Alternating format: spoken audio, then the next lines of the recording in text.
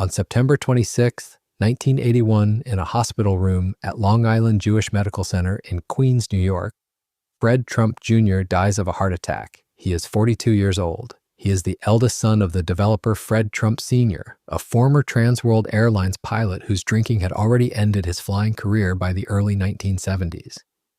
His younger brother, Donald Trump, will say, decades later, that watching him die is the reason he has never had a drink in his life. That death does not end the story the family tells about itself. It restarts it, with Fred Jr. written out and Donald installed within a few years as their father's chosen heir to the business. Fred Jr. had chosen aviation over the family company against his father's wishes. Donald Trump has recounted telling his older brother directly that he was wasting his life in the cockpit. By the early 1970s, Fred Trump Sr. had openly settled on Donald as his successor instead. Fred Jr. leaves behind 2 children, Fred Trump III, then 18, and Mary Trump, then 16. What happened next was not in the official history. It was in a codicil signed a decade later, in a will contest filed 9 years after that, and in financial records that would not become public for almost 40 years. In September 1991, Fred Trump Sr. signs a codicil to his will. The change, arranged with the involvement of Donald Trump, Robert Trump, and Marianne Trump Barry, cuts Fred Jr.'s 2 children out of the roughly 1/5 share of the estate their father would have inherited. Medical records later cited in litigation describe Fred Sr.'s cognitive decline as already notable by 1990, the year before he signs. He will live 8 more years before that signature is tested in court. The documented scope of what follows runs from that hospital room in Queens in 1981 to a surrogate's court filing in February 2000, 18 years, an estate eventually valued at $250 to $300 million, 2 grandchildren fighting 3 aunts and uncles, and a family structure built to keep the terms of that fight from ever reaching the public record. A company called All County Building Supply and Maintenance, an insurance policy withdrawn from a sick child, a non-disclosure agreement signed under settlement. It held for most of 2 decades. It did not hold forever. This film traces the distance between the son who died in a hospital room in Queens in 1981 and the newspaper investigation 18 years later that finally accounted for where his father's fortune actually went, an investigation built substantially on records his own daughter would eventually hand over. The question the record leaves open is not whether the family closed ranks around that inheritance. It is what exactly they were willing to do to keep it closed. Before any ledger existed to dispute, there was a story the family told about itself, and it took 3 decades to build. Beginning in the 1930s, Fred Trump Sr. constructed thousands of apartment units across Brooklyn, Queens, and Staten Island. Modest brick buildings for tenants who had no reason to set foot in Manhattan, financed and managed by a man who was, by his own account, at every job site himself. Publicly, he framed the resulting fortune not as luck or leverage, but as the product of a specific outer borough discipline. Early mornings, close bookkeeping, a refusal to delegate what he could inspect in person. Fred Trump Sr. did not need to invent that discipline. He needed only to make sure it was the only part of the story anyone outside the family ever saw. For most of a working life, there was little in the public record to check the account against, and no one had much reason to try. Donald Trump inherited that framing before he inherited the business itself. For years afterward, in interviews and in his own retelling of his career, he described the start of his own path in the same modest terms his father had used for his, a small loan of $1 million, nothing more. The implication was continuity. Whatever came after was self-made in exactly the manner Fred Sr.'s own reputation already claimed to be. The figure was modest enough to sound almost self-effacing and specific enough that few in the press thought to weigh it against the scale of the business it was credited with starting. It was a line that borrowed a myth rather than build one from scratch, and it went largely unchallenged for years in the same outer borough press that had carried his father's version without much scrutiny. The unity was staged with the same care as the humility. Father and sons appeared together at building openings, at industry dinners, and at the milestone birthdays that local papers covered as a matter of routine. Each occasion another entry in a public record built one photograph at a time. Reporters covering the outer boroughs tended to treat the family as a civic fixture rather than as a subject requiring inquiry. Year after year, that record showed a dynasty that had reached its fortune without a single scandal attached to the family name. What the record showed was accurate as far as it went. What it left out was a different matter entirely, and it would take decades for anyone outside the family to notice the gap. By the time that fortune reached its final accounting, Fred Trump Sr. would die in 1999. The estate he left behind reckoned in the hundreds of millions. One of his own children had already spent close to 2 decades on the far edge of the family photograph. He appeared in fewer of the joint appearances as the years went on, and less of the family's public story was ever told through him. He was not the son. The record of hard work and discipline had ultimately been built around. One branch of the family had already been quietly pushed to the margins. The myth the family told about itself required every branch to want the same thing. The first sign that one of them did not predates any lawsuit or codicil, predating even the joint appearances and industry dinners that would later stand in for family unity. It came in a choice Fred Trump Jr. made about how to spend his working life. And it is the earliest point at which the record and the reputation stop matching. Fred Trump Jr. did not fight his father for a place atop the company. He simply left before there was anything to fight over, choosing a commercial cockpit over a desk in the family's offices. The discipline the family's public account prized, early mornings, close bookkeeping, a refusal to delegate what could be inspected in person. It described men who stayed close to the buildings their father put up. Fred Jr. did not stay.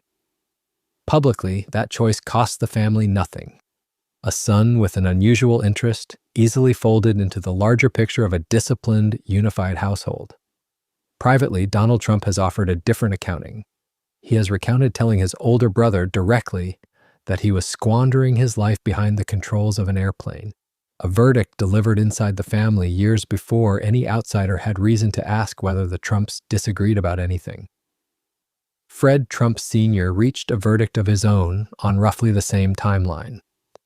Publicly, the business had no announced successor. Fred Sr. simply worked as he always had beside whichever son happened to be in the building that day, and the press covering the outer boroughs had no reason to ask who would eventually run it. Privately, by the early 1970s, the question had already been settled, and it had not been settled in Fred Jr.'s favor. Donald was the son being groomed. Fred Jr. was the son who had, in his father's estimation, chosen the wrong life. The photographs from those years show brothers standing together at the same events described earlier. They do not show which brother had already been written into the future of the business and which had not. There was no announcement to contradict and no press release to correct. A crack of this kind does not require either. It requires only that a family's private ranking of its own children diverge from what its public unity implied, and that the divergence outlasts the son who bore the worse end of it. That preference did not stay confined to a private judgment. After Fred Jr. left aviation, he returned to the family company in a diminished capacity. No longer the son who had struck out on his own, but a lesser presence inside a business his father and brother now ran without him in any meaningful sense. Donald's authority inside that same company grew through those years. Fred Jr.'s did not. His drinking, which had already cost him the cockpit, accelerated in that reduced role. He was 42 when it killed him, and the 2 children he left behind grew up inside a family that had already decided years earlier which of its sons mattered more. Donald Trump has said in later interviews that he regrets the pressure he placed on his brother during those years.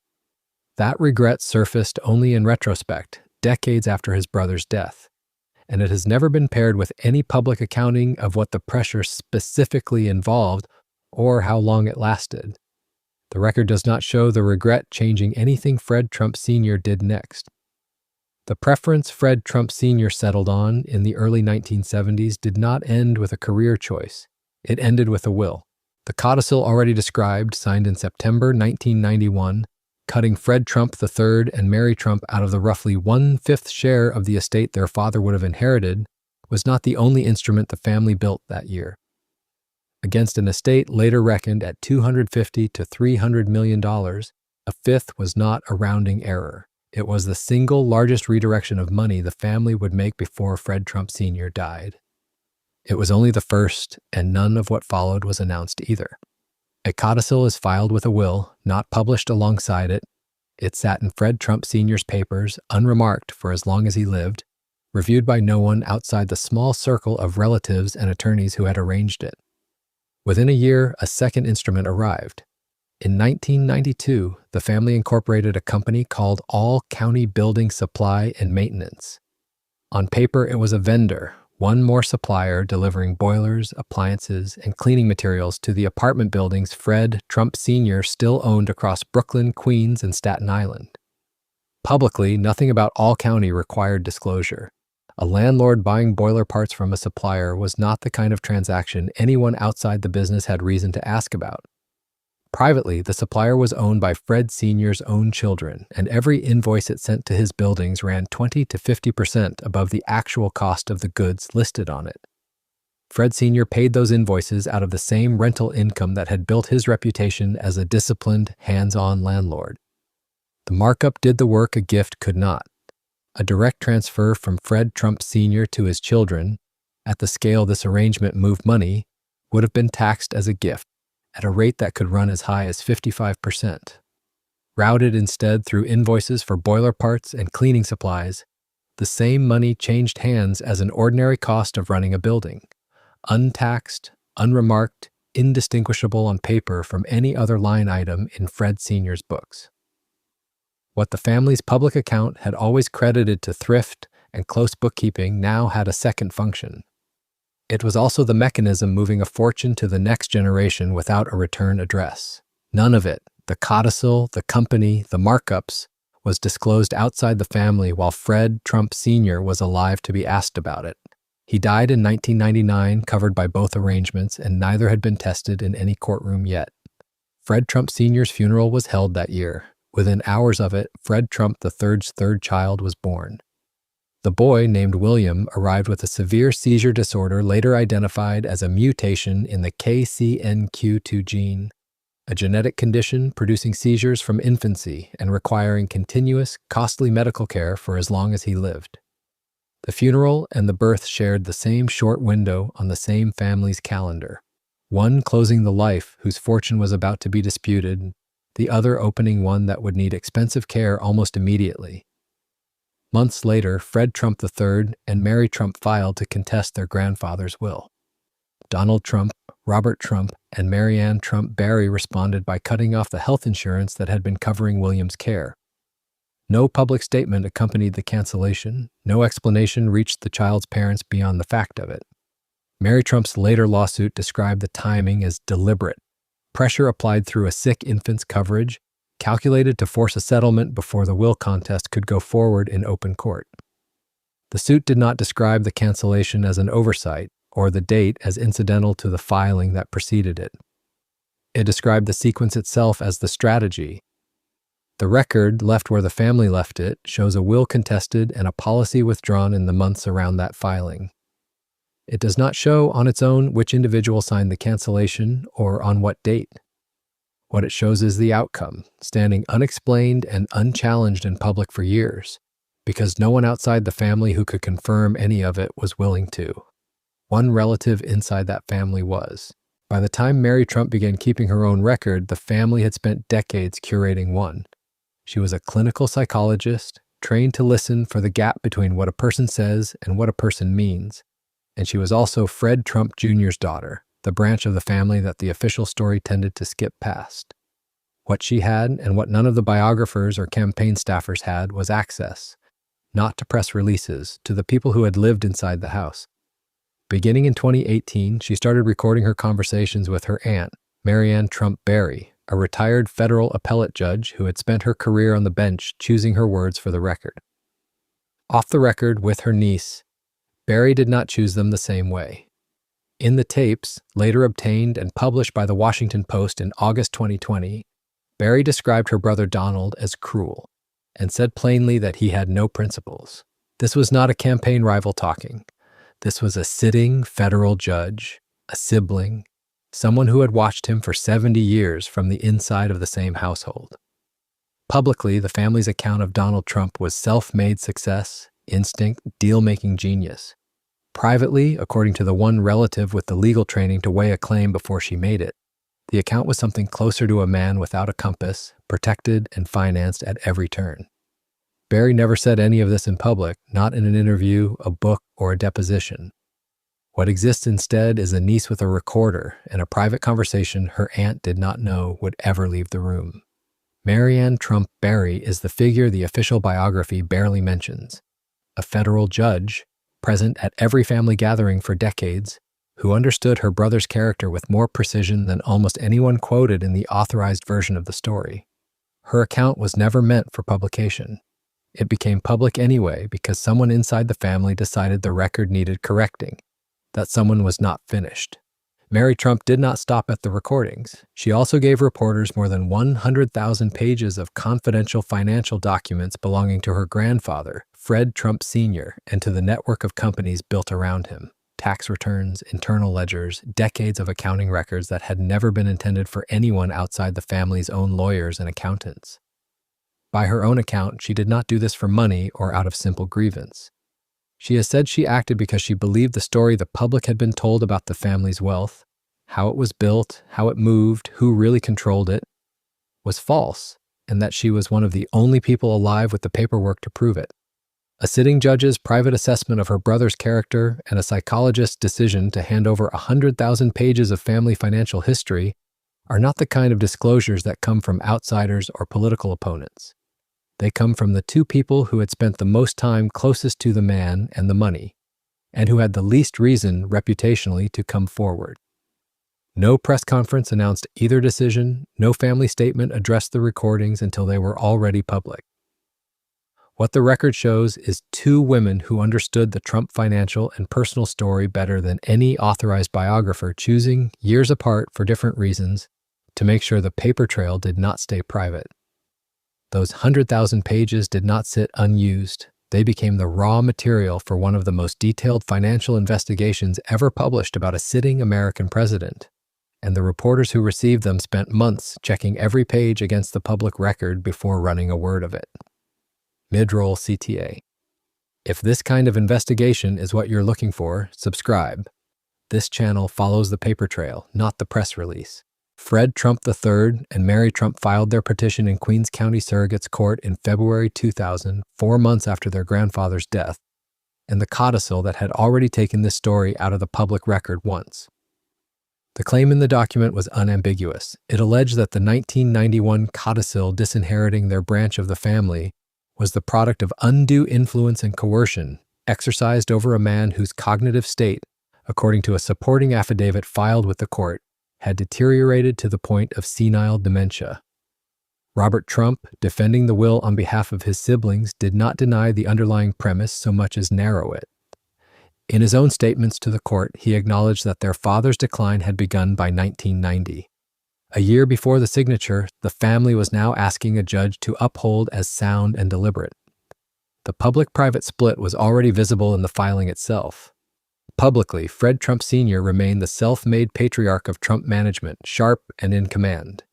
In the sworn record, his own son was placing the onset of his father's decline a full year before the document that erased his grandchildren's inheritance. The case did not resolve quickly. It ran for more than a year, through motions and depositions that never became public, before both sides reached a confidential settlement in 2001. Mary Trump's share was later reported at just over $2.7 million, a fraction of what her father's fifth of an estate valued by family accounting, in the hundreds of millions would have produced.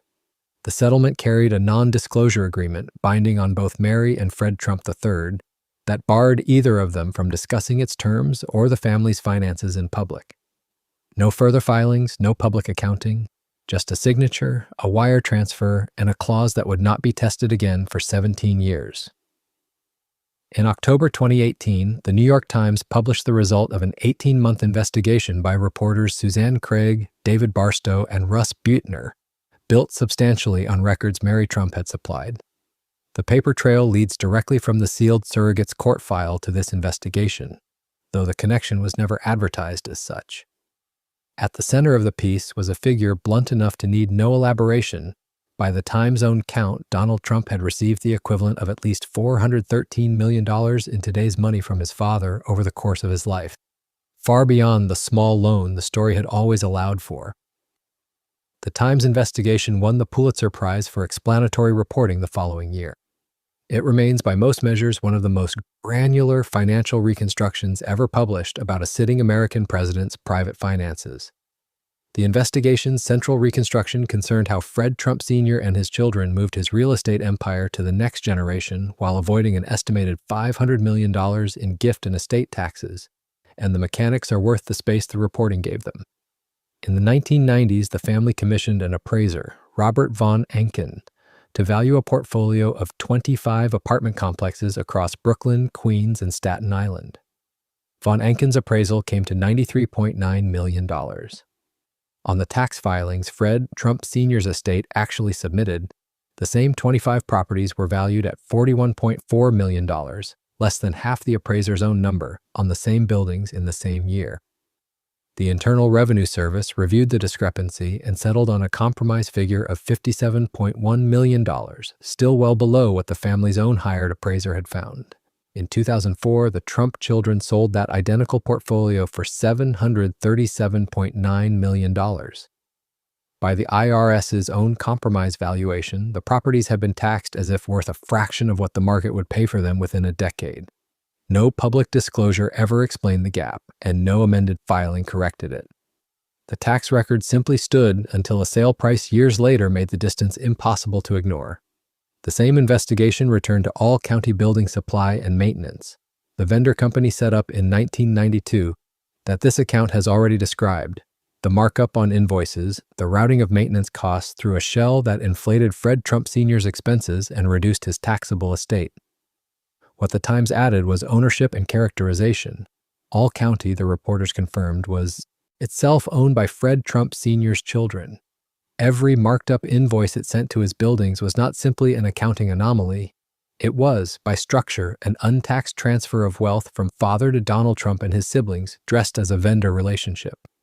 Tax attorneys interviewed by the Times, reviewing the documented mechanics of the arrangement, described it not as aggressive but legitimate estate planning, the kind wealthy families routinely practice, but as a form of fraud. That distinction, drawn by outside experts rather than by the family or its critics, was new. The mechanism had been known inside the family for decades. Named in the documents for the first time was a legal judgment about what the mechanism actually was. Mary Trump did not stop at the newspaper. In July 2020, she published a memoir, Too Much and Never Enough: How My Family Created the World's Most Dangerous Man, drawing on the same childhood and the same file of records. Weeks before its release, Robert Trump sought a restraining order to block publication, citing the 2001 non-disclosure agreement as grounds. A New York appellate judge declined to stop the book, ruling that publication could proceed, and the memoir sold more than 1 million copies in its first week, a commercial outcome the 2001 settlement had been drafted, in part, to prevent. Robert Trump died the following month. In September 2020, Mary Trump filed a new lawsuit, naming Donald Trump, Marianne Trump Barry, and Robert's estate as defendants. The suit alleged that they had defrauded her of tens of millions of dollars through the same undervaluation scheme the Times had already documented. The same appraisal gap, the same compromise figure, the same 2004 sale price now cited as evidence of what she said she had been deprived of 20 years earlier. Her filing described the family's conduct during the 1999 to 2001 dispute, in terms the earlier litigation had never used in open court: unfathomable cruelty. It sought damages beyond anything the 2001 settlement and the silence it had purchased had ever covered. 2 decades separated the surrogate's court petition from the lawsuit that echoed it, and in that span the same numbers surfaced twice, once sealed, once printed on the front page of the country's newspaper of record. What kept the earlier version buried for as long as it stayed buried was not the absence of evidence. The evidence, by the family's own account, had been sitting in a courthouse file since February 2000. What held was something else entirely: a non-disclosure agreement, a diagnosis nobody outside the family was permitted to name, and one sister whose reputation made the whole arrangement look, from the outside, like nothing had happened at all. By the time the settlement was signed in 2001, the family's financial history no longer needed to be hidden from the public. It needed only to be hidden from the 2 people equipped to explain it: The non-disclosure agreement Mary Trump and Fred Trump III accepted did not simply end a lawsuit. It converted the only insiders with direct, documented knowledge of the estate's real value into people legally forbidden to describe it. For 19 years, the case file itself became the ceiling of what anyone outside the family could know. The tax scheme beneath that ceiling had been built to survive scrutiny on its own terms. All county building supply and maintenance did not announce itself as a wealth transfer. It presented as a vendor, invoices for boilers, appliances, cleaning services, the unremarkable paperwork of an apartment empire's upkeep. The markup was the mechanism. Money moved from father to children through inflated bills that looked to any outsider reading a ledger like ordinary cost of doing business. It was not designed to withstand an audit. It was designed to never need one because nothing about it resembled a gift. Fred Trump Sr.'s mind was going by 1990, a fact his own doctors had on record and his own son Robert would later concede under oath. But that decline was never spoken of while Fred Sr. was alive to be asked about it. There was no family statement and no clarification to the tenants and business partners who still dealt with him as the sole authority behind the Trump organization. The pattern held here as it had everywhere else in the estate. Silence presented as continuity, as if nothing had changed. That presentation had a guarantor. Marianne Trump Barry sat on the U.S. Court of Appeals for the Third Circuit, a lifetime federal appointment built on reputational scrutiny few families' internal narrators ever face. Her position did not manufacture facts about her father's health or her brother's finances. It supplied something more useful than facts, the presumption that a family capable of producing a federal judge was unlikely to be running a concealment. That presumption did not require anyone to lie convincingly. It only required a listener to extend the courtesy of doubt to people who, on paper, had already earned it. What the mechanism produced in the end was not proof of innocence. It was the absence of anyone positioned legally, medically, or institutionally to say otherwise. What the family never had to produce across 4 decades was an admission. What they did offer, when the documents finally surfaced anyway, is where the story turns next. On one point, Donald Trump has never wavered. He has said publicly and repeatedly that watching his older brother drink himself into an early death was the reason he never touched alcohol himself. Not once, not socially, not at the funerals of his own family. It is the single piece of the Fred Trump Jr. story the family has never disputed, revised, or walked back. Decades of legal disputes, leaked documents, and a Pulitzer-winning investigation have not touched this one admission. What Donald Trump has not acknowledged at any point is the scale of what the 2018 New York Times investigation described. A 9-figure fortune transferred to him through mechanisms the paper's own tax specialists characterized as fraudulent. He has not addressed the all-county markup scheme, the disputed appraisals, or the gap between what the family's hired appraiser found and what the estate actually declared to the IRS. When pressed, his representatives offered a single characterization, repeated rather than elaborated. The family's tax reporting reflected standard estate planning, not fraud. New York State's tax authorities opened a review of the allegations following the Times investigation. No public accounting of that review's findings has been released. The closest the matter came to judicial scrutiny was Mary Trump's September 2020 lawsuit, which accused Donald, Marianne, and Robert's estate of defrauding her out of her share of the family fortune. In 2022, a New York appellate court dismissed the case, not because a judge weighed the underlying allegations of fraud and found them wanting, but because Mary Trump had already signed away her right to bring them. The releases attached to the 2001 settlement the court found barred the claims outright. Her appeal was denied in June 2023. The confidentiality terms of that 2001 agreement remain legally binding today, more than 2 decades after they were signed. What survives, then, is an asymmetry rather than a resolution. One admission, offered freely and often. One set of transfers, never explained, only relabeled. One state inquiry whose outcome was never made public. And one lawsuit closed on a technicality that left the central question exactly where it had been in 1999. The ledger, in that narrow legal sense, is closed, but the story does not end with the settlement that closed it. It ends where it began, with the son whose death in 1981 set all of this in motion, and with what the record does and does not say about him now. Marianne Trump Barry left the federal bench in February 2019.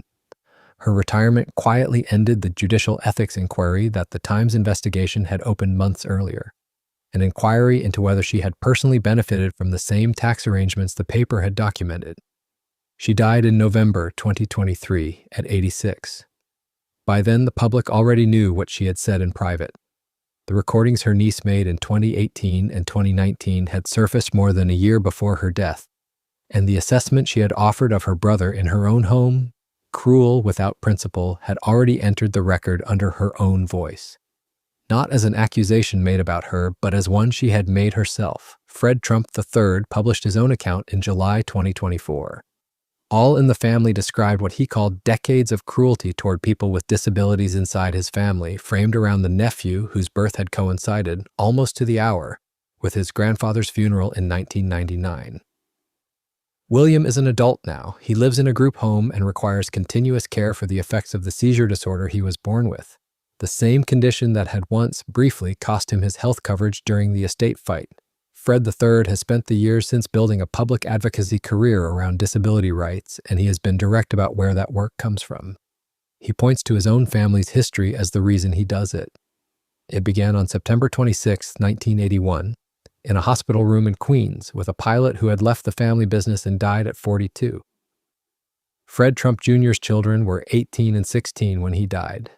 They spent the 4 decades that followed trying to secure a place in a family record that his own father had moved, deliberately and on paper, to erase, through a codicil, a shell company, and finally a settlement sealed by a confidentiality clause that still holds today. The numbers outlasted the argument. The properties Fred Trump Sr. declared worth $41.4 million for estate tax purposes in 1999 sold as an intact portfolio for $737.9 million in 2004, same buildings, same rents, one generation. If you want to follow the next investigation, how the Trump family's Atlantic City casino bankruptcies were structured to protect personal wealth while investors and bondholders absorbed the losses, watch that one next. Earliest small loan claim, the public face. Confirm the earliest documented instance of Donald Trump's small loan of $1 million line and its original source/date. Outerborough press coverage pattern, the public face. Confirm the specific extent and outlets of the claim that Outerborough press covered the Trump family without any attached scandal for decades. Exact interval, case study 1. Confirm the precise time elapsed between Fred Trump Sr.'s funeral and William's birth. The script states they fell within the same short window in 1999. Reviews outcome, the ledger and the silence. Confirm what, if anything, New York State's tax authorities concluded after opening a review following the 2018 Times investigation. Cause of death, the ledger that outlived him. Confirm Marianne Trump Barry's exact cause of death in November 2023.